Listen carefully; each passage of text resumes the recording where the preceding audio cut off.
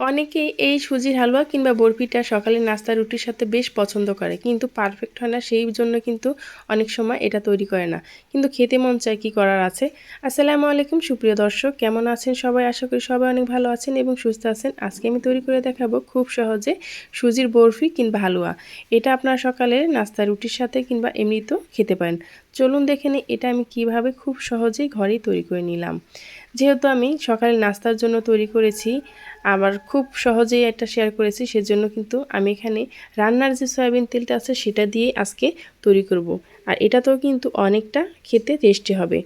এখন আমি এখানে দিয়ে দিলাম হাফ কাপ পরিমাণ সয়াবিন তেল দিয়ে আমি সুজিটাকে ভেজে নিচ্ছি খুব সুন্দরভাবে মিডিয়াম আঁচে রেখে।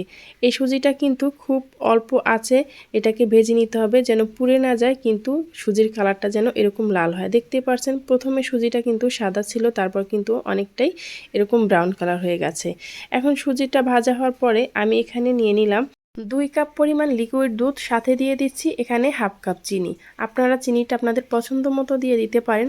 সাথে দিয়ে দিচ্ছি এখানে আমি 2 টেবিল চামচ পরিমাণ মতো গুঁড়া দুধ, যাতে করে এই কাতলিটা কিংবা বরফিটার স্বাদটা একটু আরও বেশি ভালো আসে। সেই জন্য যখন এরকম ভালোভাবে বলক চলে আসবে, তখন আমি এখানে দিয়ে দেব ভেজে রাখা সেই সুজিগুলো। যেহেতু এখানে আমি অল্প পরিমাণ তৈরি করছি, সেজন্য কিন্তু আমি এখানে লিকুইড দুধের পরিমাণটাও কমিয়ে দিচ্ছি। আপনারা যদি বেশি তৈরি করেন তাহলে কিন্তু লিকুইড দুধটাও বেশি দিয়ে দেবেন। এখন আমি সুজিগুলো দিয়ে এটাকে অনবরত নেড়ে চেড়ে মিডিয়াম আঁচে আমি এখন এটাকে রান্না করে নেব, যতক্ষণ না পর্যন্ত খুব সুন্দরভাবে পানিটা কিংবা দুধটা টেনে যায়। আপনারা চাইলে কিন্তু পানি দিয়েও এটাকে তৈরি করে নিতে পারেন। এখন আমি ভালোভাবে নেড়ে চেড়ে মিশিয়ে নিচ্ছি। দেখতে পাচ্ছেন যতক্ষণ না পর্যন্ত খুব সুন্দরভাবে এটা আঠাল হয়ে যায় কিংবা শুকিয়ে যায়। যখন এরকম খুব সুন্দরভাবে শুকিয়ে যাবে, তখন আমি এটাকে একটা ট্রে কিংবা প্লেটে সার্ভ করে নেব। আপনারাও কিন্তু আপনাদের পছন্দ মতো যে কোনো কিছুতেই আপনারা এটাকে নামিয়ে নিতে পারেন।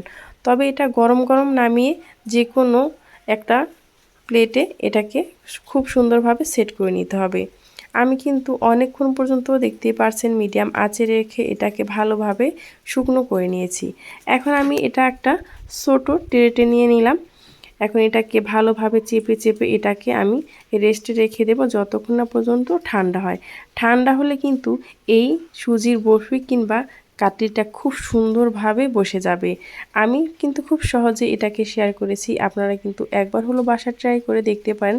যারা কখনো এই সুজির হালুয়া কিংবা কাটলিটা তৈরি করতে ব্যর্থ হয়েছেন, একবার হলো এভাবে দেখতে পারেন। আশা করি আপনাদেরটা পারফেক্ট হবে।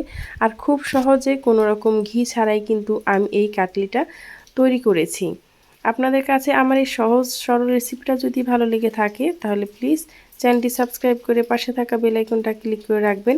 যারা ফেসবুক পেজ থেকে দেখছেন, চাইলে পেজটি ফলো দিয়ে আমার পাশেই থাকতে পারেন। এই তো ফিরে আসলাম ঠান্ডা হওয়ার পরে। আর যখন আপনারা এটা ঠান্ডা হওয়ার জন্য রেখে দেবেন, উপর থেকে একটু তেল ব্রাশ করে দেবেন, অথবা বাটার ঘি যদি আপনাদের কাছে থাকে অবশ্যই কিন্তু ঘিটা দিয়ে করবেন, তাহলে এর ফ্লেভারটা অনেক বেশি ভালো আসে। তাহলে কিন্তু উপর থেকে এরকম ফেটে যাবে না। দেখতে পাচ্ছেন কত সুন্দরভাবে, কত ইজিভাবে এটা উঠে গেছে আর কতটা পারফেক্ট হয়েছে। এই তো এটা কিন্তু আপনারা সকালের নাস্তায় রুটির সাথে কিংবা এমনিতেও খেতে পারেন। আর কতটা সুন্দর হয়েছে দেখেই কিন্তু বোঝা যাচ্ছে। এই পর্যন্ত আমার সাথে যারাই ছিলেন তাদেরকে জানাই অসংখ্য ধন্যবাদ। পরবর্তী ভিডিও নিয়ে আসা পর্যন্ত সবাই ভালো থাকবেন, সুস্থ থাকবেন। আল্লাহ হাফেজ।